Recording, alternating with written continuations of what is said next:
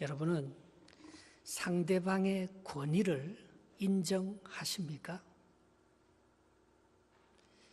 또 여러분의 권위가 손상당했을 때 여러분은 어떤 반응을 하십니까?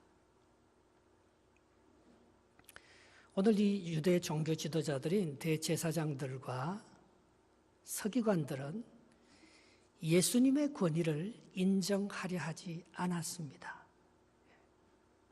그래서 이렇게 시작하지 않습니까? 23절 말씀 같이 한번 읽어보겠습니다. 23절 시작.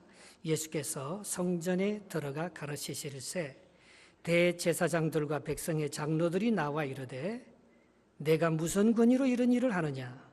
또 누가 이 권위를 주었느냐? 이렇게 질문합니다. 사실 요 전에 예수님께서 예루살렘에 올라가서 어떤 일을 하셨죠? 성전을 깨끗이 하셨어요. 그런데 예수님께서 성전을 깨끗이 하실 때는 이유가 있었을 것입니다. 성전이 하나님의 기도하는 집이 아니고 장사하는 강도들의 소굴로 바뀌어버렸을 때에 성전의 원래의 목적을 상실했다. 그렇게 하면서 성전 비둘기 파는 사람의 상과 또 장사하는 자들의 그 글상을 엎으면서 내 집은 만민이 기도하는 집이라고 그렇게 말했습니다. 그거하고 연결해서 예수님께서는 무화과 비유의 얘기를 들었습니다. 열매 없는 무화과 나무처럼 말입니다.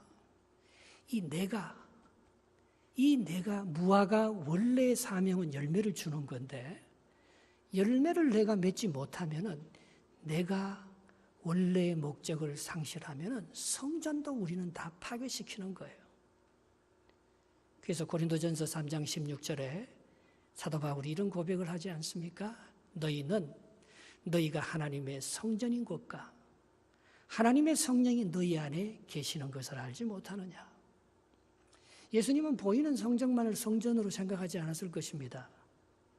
보이지 않는 내 마음에 이게 무화과 나무잖아요, 내가요.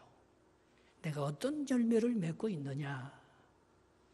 예수님께서는 그걸 가리키면서 정말 성전된 우리 몸이 성령이 역사할 수 있도록 내가 얼마나 내 자신을 내어드리며 그렇게 정결하게 깨끗하게 살아가고 있느냐, 그걸 물었던 것입니다. 그런데 이 유대 종교 지도자들이 두 가지 질문을 하잖아요. 오늘 본문 23절에 네가 무슨 권위로 이런 일을 하느냐? 사역의 권위를 물었어요. 자기들은 제사장인데 자기들은 유대 공회 의원인데 그 자격으로 그들은 성전을 지키고 성전을 깨끗하게 해왔습니다. 그런데 너는 무슨 자격으로? 너는 제사장도 아니고 너는 우리가 인정하는 그런 지도자나 공회원도 아닌데 네가 왜 우리가 사역하는 이 성전에 와서 우리가 청소해야 될 일들을 네가 왜 그렇게 하느냐? 그리고 두 번째 질문은 그 권세를 누가 줬느냐? 직분의 권위를 물었습니다. 도대체 너는 누가 시켜서 누구 백을 묻고 네가 이 성전을 정결케 하는 그런 일을 하느냐? 네 권위가 어디서 나왔느냐? 그걸 묻고 있는 것입니다.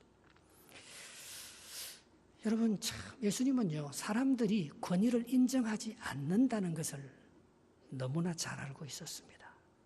사람들의 마음에는요, 왠지 권위에 대해서 어게인스트합니다.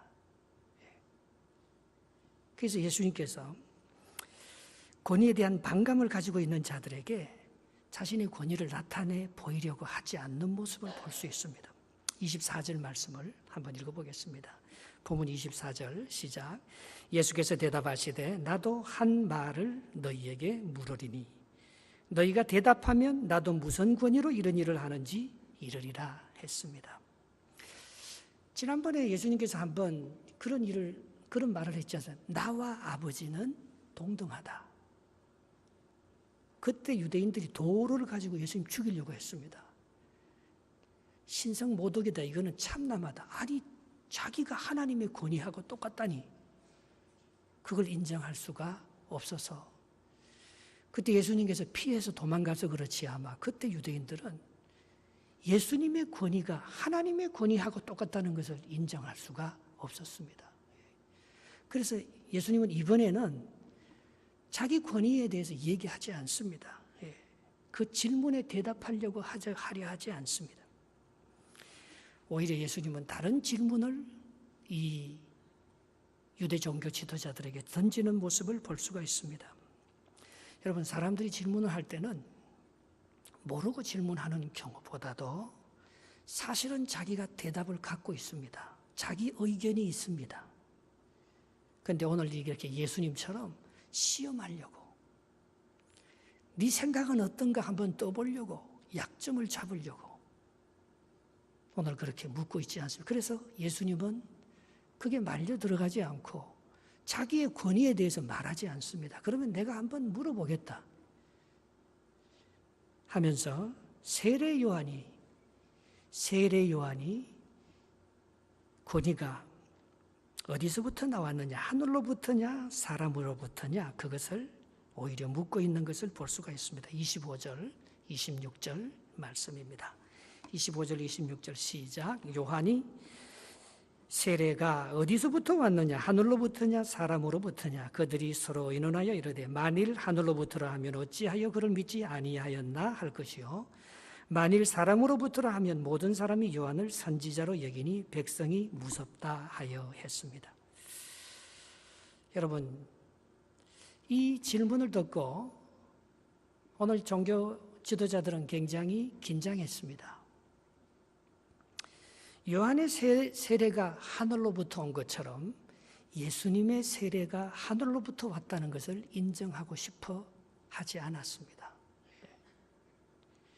산헤드린 공의원들이 서로 의논한 거예요. 이거 잘못 말했다가는 오히려 약점이 잡힐 텐데 우리가 무슨 말을 할까 함께 수의했습니다. 그래서 자기들이 얘기하면서 그런 얘기를 하는 거예요. 만약에 요한의 세례가 하늘로부터 왔다고 하면 왜 안 믿었느냐고, 왜 요한의 권위를 하나님의 권위로 인정하지 않았느냐고 그렇게 공격받을 것이고, 만약에 요한의 세례가 사람으로부터라 하면 모든 사람들이 요한을 선지자로 알고 하나님의 권위를 가진 주님의 종으로 아는데 사람들이 두려워서 그 말도 대답할 수가 없었던 것입니다. 그래서 결국 이 유대 종교 지도자들은 예수님을 인정하지 않음으로 말미암아 권위를 남용하고 있는 거예요. 여러분, 어릴 때 그런 경험이 없습니까?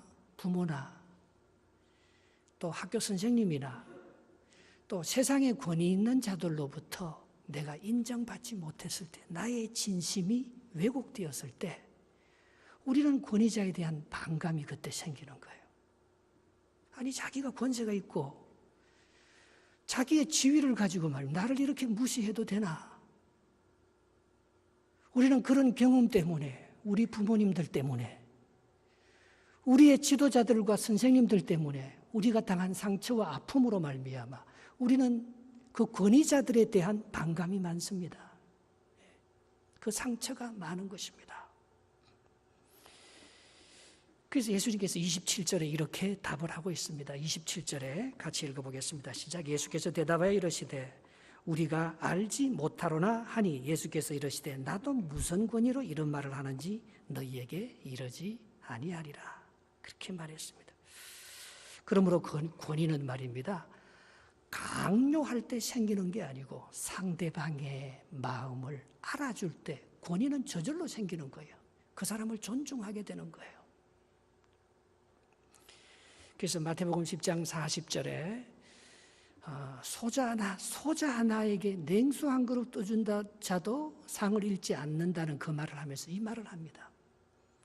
너희를 영접하는 자는 나를 영접하는 것이요 나를 영접하는 나를 보내신 이를 영접하는 것이다. 가장 작은 여러분의 자녀들, 여러분의 제자들, 여러분과 함께 교제하는 바로 그 사람들과의 그런 서로 받아들이는, 영접하는, 그 따뜻한 마음이 말입니다. 그게 바로 권위를 세우고, 그리고 그것은 예수님의 권위, 하나님의 권위와 직결되는 그런 깊은 연관성 속에 있다는 것입니다. 존 맥스웰이라고 함께 승리하는 신뢰의 법칙이라는 책을 지은 사람이 있습니다. 훌륭한 목회자인데요. 그는 이런 일화를 이 책에서 들고 있습니다. 5살 된 트레이시라는 애가 있었어요. 근데 너무 놀고 싶은 거예요. 그래서 아버지께 가서, 아빠, 오늘 친구 집에 가서 좀 놀다 와도 돼? 좋다. 네가 놀다 오는 건 좋은데 저녁 6시까지는 들어와야 돼.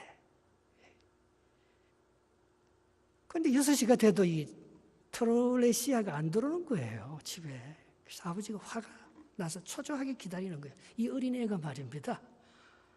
6시 25분이 지나서야 이 애가 집으로 들어왔습니다. 그 아버지는 그 마음을 이렇게 좀 가라앉히면서 그 애에게 닦구쳐 물으려고 할 때 그 애가 먼저 이렇게 말하는 거예요. 아버지, 늦어서 미안해요.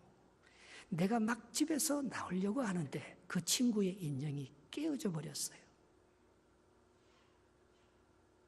아, 그래서 그 인형을 네가 고쳐준다고 늦었겠구나. 아니요. 너무 속상해서 같이 운다고 늦었어요. 그래서 그 아버지가 이 트레이시아에게 다가가서 말입니다. 따뜻하게 안아주고 위로해주고 받아줬어요. 이 아이는 권위자에 대한 반감이 사라졌습니다.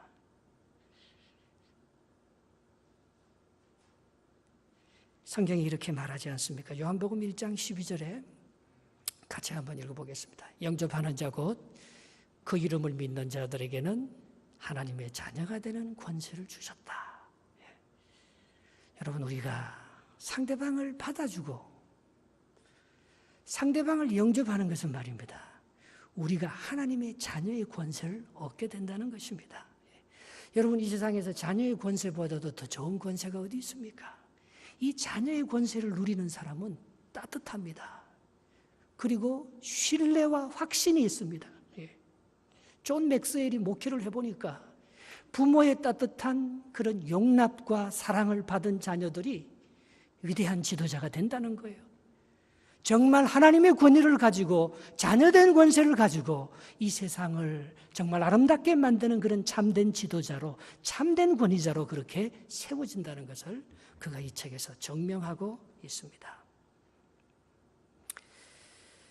여러분, 이런 자는 예수님이 하신 일도 하고 예수님보다 더 큰 일도 하게 될 것입니다. 여러분은 하나님의 권위를 인정합니까? 여러분, 이 세상에서 권위에 대한 반감은요, 하나님을 인정하지 않는 것으로부터 나옵니다.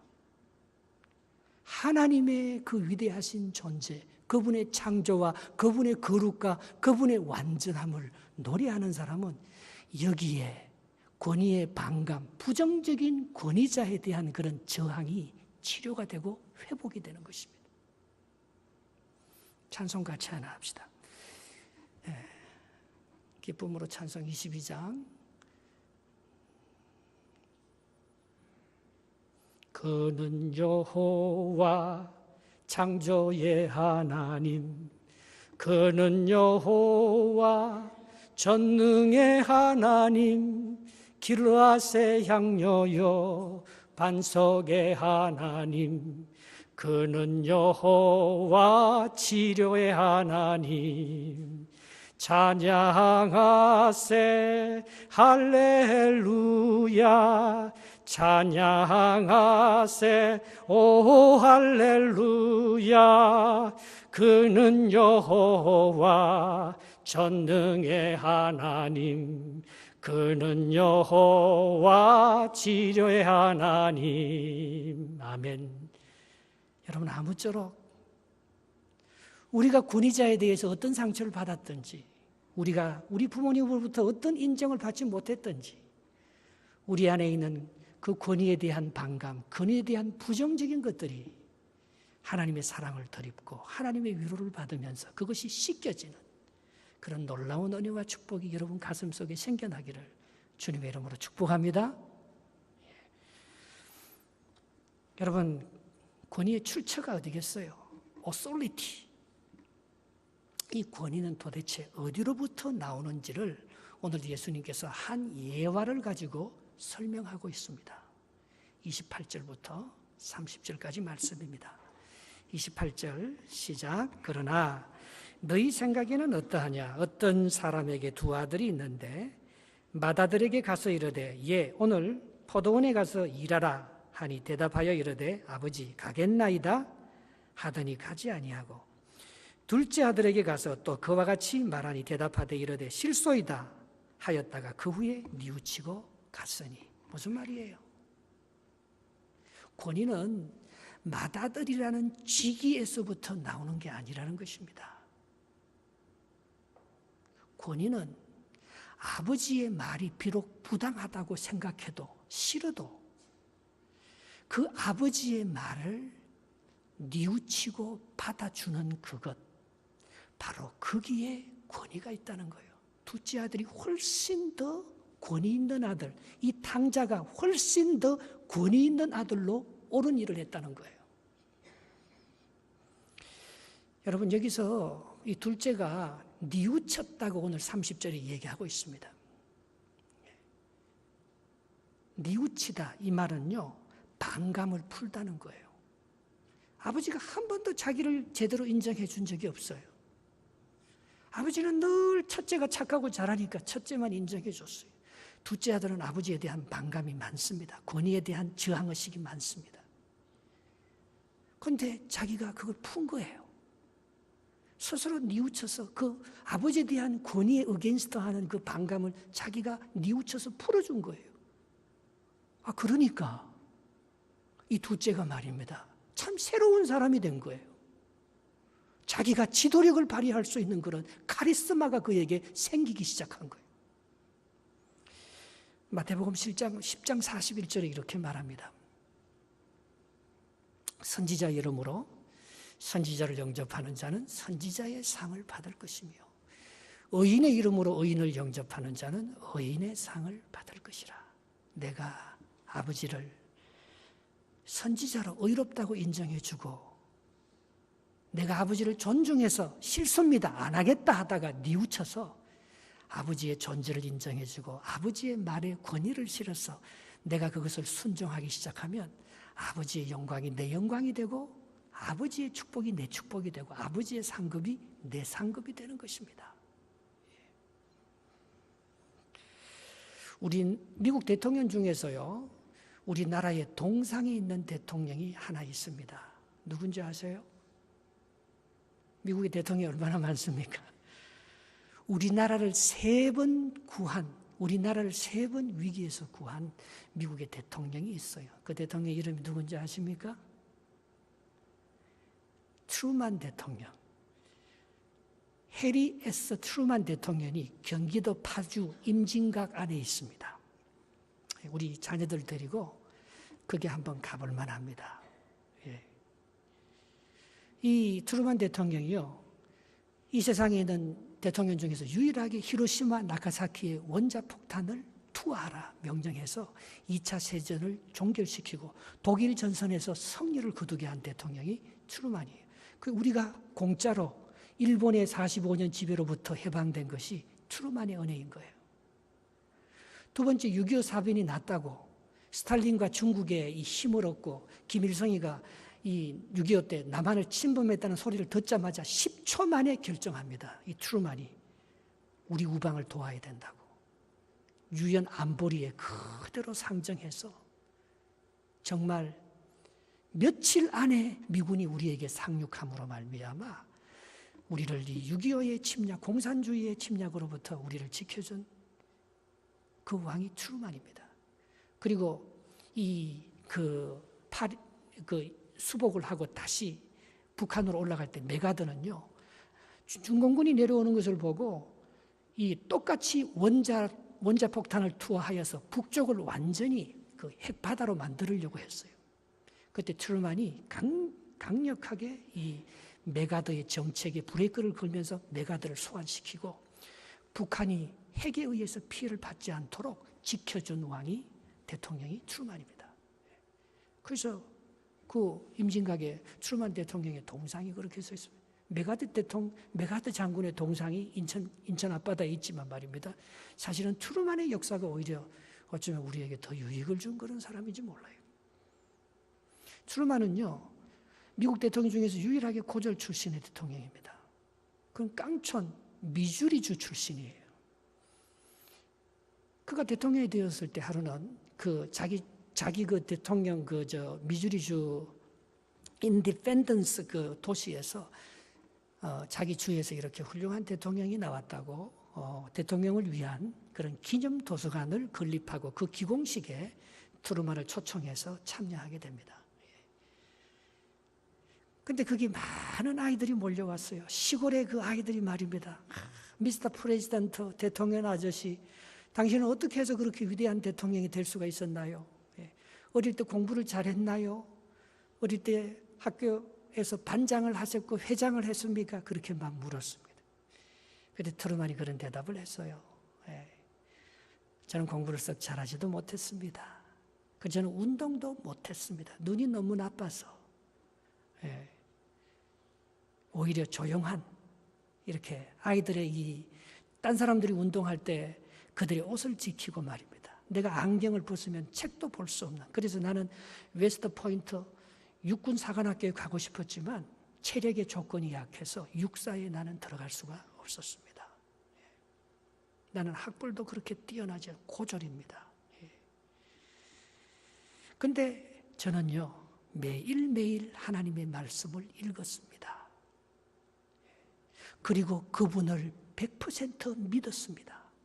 내가 제일 좋아하는 성경 구절은 빌립보서 4장 13절 말씀입니다. 내게 능력 주시는 자 안에서 능치 못함이 없으리라. 그리고 믿은 것은 그대로 될 줄 믿고 누가 뭐래도 밀어붙였습니다. 과감하게 그 일을 진행했습니다. 사람들은 위대한 위인이 되고 내가 대통령이 된 것이 남다른 권위를 가지고 있었다고 그렇게 생각하지만, 그러나 권위는 주어지는 것이 아니고 만들어지는 것입니다. 지도자의 권위는 법이나 직위에 의해서 하늘에서 뚝 떨어져서 지워지기보다는 오히려 내 인격을 가꾸고 내 성품을 가꾸고 또 내 내면을 성숙시켜 나감으로 말미암아 내 안에 카리스마가 커지는 것입니다. 이 카리스마라는 이 권위라는 말은 말입니다. 성경적인 단어잖아요. 특별한 은사입니다. 다른 사람들이 갖고 있지 않는 특별한 은사입니다. 그것은 기도와 말씀을 통해서만 강력하게 자랍니다. 믿음과 신뢰를 통해서만 그 카리스마가 강력하게 자랍니다. 옛날에 카리스마 있는 사람이 요즘은 없어질 수 있어요. 옛날에 별 볼 일 없는 사람들이 하나님의 신뢰와 인간의 인정을 받으면서 그가 놀랄만한 카리스마와 그 권세를 가지고 지도력을 정말 잘 발휘하는 사람들이 있습니다. 그것은 하늘이 주는 신령한 은사일 것입니다. 그러나 내가 하나님을 신뢰하고 사람들을 신뢰할 때 나도 모르게 내 인격이 자라고 내 성품이 자라고 내 내면의 세계가 풍성해지고 나와 하나님과의 관계가 좋아짐으로 말미암아 하나님의 은사, 하나님의 성품이 내 속에서 나타날 때 저것은 하나님이 주신 능력이다. 그게 카리스마잖아요. 그게 권위잖아요. 그런 능력이 나타나게 된다는 것입니다. 권위에 대한 두 가지 반응이 있습니다. 첫 번째 반응은 권위를 권위주의로 오해해서 이거를 휘두르고 명령하고 짓밟고 다스리는 것을 권위라고 생각하는 사람들이 있습니다. 요즘 김정은이나 스탈린이나 이 히틀러 같은 사람들은 그들이 갖고 있는 것은 성경이 말하는 카리스마, 권위는 아닐 것입니다. 그건 권위주의죠. 그러나 그 반대로 말입니다. 권위 자체를 부정하고 모든 사람은 똑같은데 왜 누가 나보다 더 많은 권위를 가진 것을 인정할 수 없다고 하면서 권위 자체를 부정하는 사람들도 있습니다. 그러나 성경은 뭐라고 말합니까? 로마서 13장 1절을 같이 한번 읽어보겠습니다. 로마서 13장 1절입니다. 시작. 각 사람은 같이 읽겠습니다. 시작. 각 사람은 위에 있는 권세들에게 복종하라. 권세는 하나님께로부터 나지 않음이 없나니 모든 권세는 다 하나님께서 정하신 바라. 그렇게 말했습니다.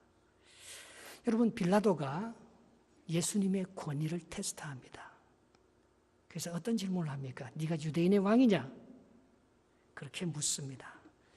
그러나 예수님은 크게 대답해 주지 않습니다. 사람들이 저렇게 너를 정죄하는데 왜 너는 나보고 살려달라고 말하지 않니? 내가 너를 죽일 권세도 있고 살릴 권세도 있는 걸 네가 알지 못하느냐? 내가 어떤 권위를 가지고 지금 너를 재판하고 있는지 네가 그걸 모르느냐? 그는 자기의 권위를 자랑했습니다. 근데 그게 진짜 권위는 아닐 거예요. 성경에서 말하는 진짜 권위는 아닐 거예요. 빌라도가 가지고 있는 그 권세가 말입니다. 그러나 예수님은 어떻게 합니까? 예수님께서 이런 말을 하시잖아요. 하늘이 주는 권세가 아니면 네가 나를 죽일 수 없다. 나를 이렇게 넘겨준 자의 죄는 더 크다. 요한복음 19장 11절에 예수님께서 그렇게 말씀합니다. 같이 한번 읽어볼까요? 요한복음 19장 1절 11절입니다. 예수께서 대답하시되 위에서 주지 아니하셨더라면 나를 해할 권한이 없었으리니 그러므로 나를 내게 넘겨준 자의 죄는 더 크다 하시니라 했습니다. 그러니까 이 불의한 권세지만 예수님께서는 빌라도의 권세를 인정하는 거예요. 네 자신의 권위를 가지고 나를 죽이거나 살리거나 할 수 있는 것 같지만 그건 하나님께로부터 온 거고, 그리고 너에게 허락한 권위이기 때문에 네가 그걸 잘 사용해라. 그런 뜻일 것입니다. 여러분, 어떻게 하면 이 하나님께로부터 온 이 아름다운 권위, 신적인 그런 능력, 이 카리스마를 말입니다.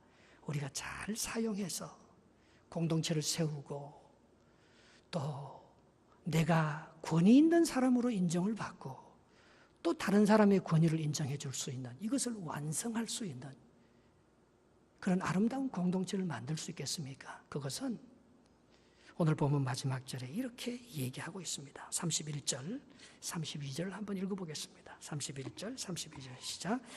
그 둘 중에 누가 아버지의 뜻대로 하였느냐 이르되 둘째 아들이니이다. 예수께서 그들에게 이르시되 내가 진실로 너희에게 이르노니 세리들과 창녀들이 너희보다 먼저 하나님 나라에 들어가리라. 이건 뭐예요?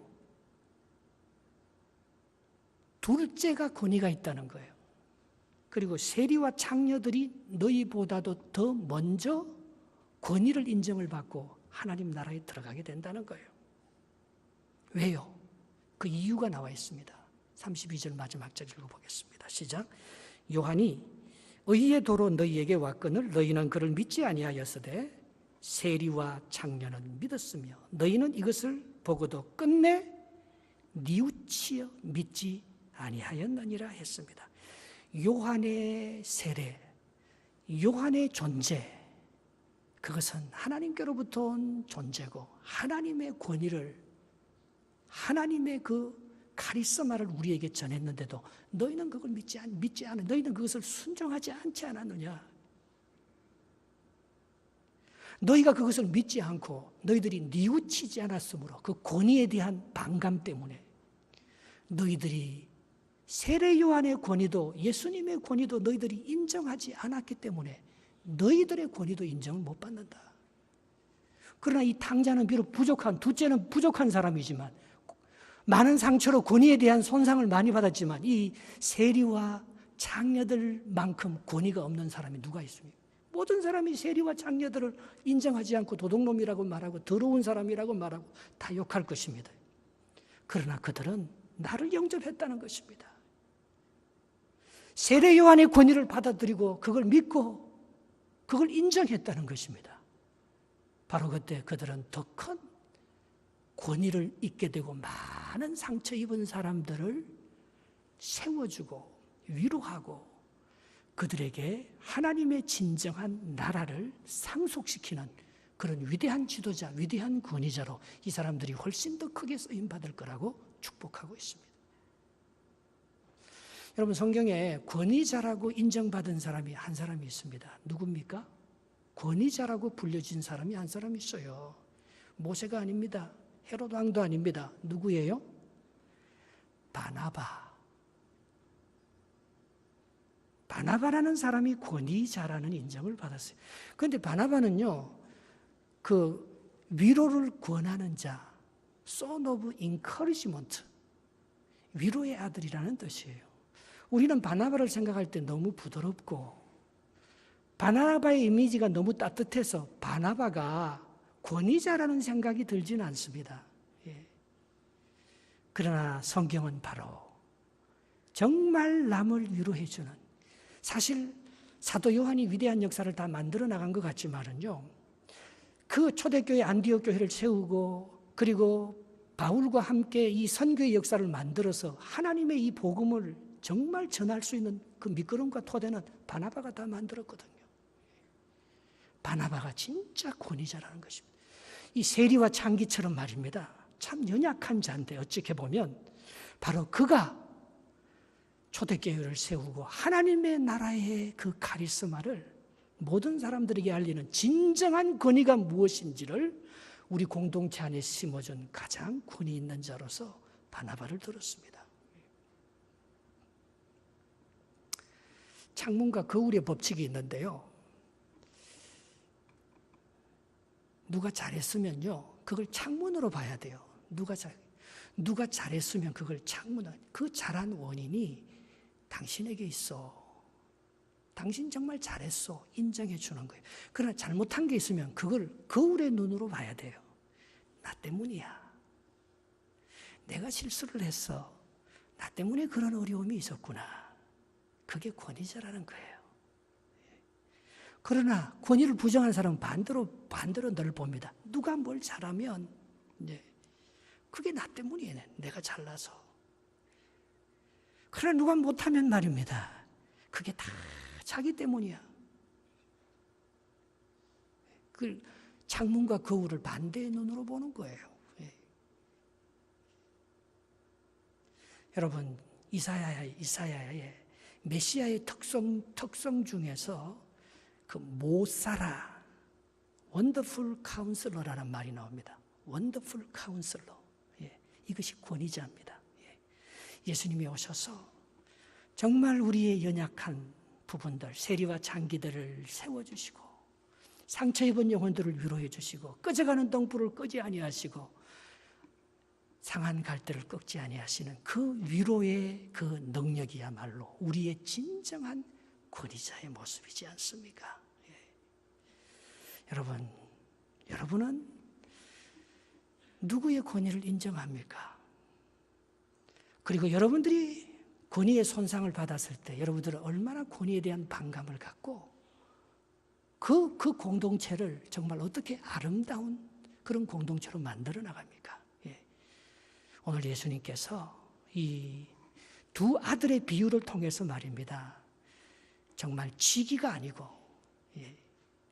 내가 갖고 있는 어떤 인간적인 능력이 아니고 그 권위가 상대방을 인정하고 상대방을 위로하고 상대방을 존중하는 바로 예수 그리스도의 그 원더풀 카운슬러 앞에 오면은 다 껍데기 벗겨놓고 내 아픔과 내 얘기를 다 해도 받아주잖아요. 그게 진정한 권위와 그게 진정한 하나님과 같아지는 자녀된 권세가 바로 거기에 있다는 것입니다. 오늘 여러분 가슴 속에 정말 이 권위에 대한 문제를 하나님과 잘 정리함으로 말미암아 여러분 삶 속에서 넘치는 그런 은혜와 진정한 카리스마가 모든 사람들에게 나타나는 존중받고 인정받고 권위 있는 하나님의 지도자로서 더욱 존귀하게 쓰임받을 수 있기를 주님의 이름으로 축복합니다. 아멘.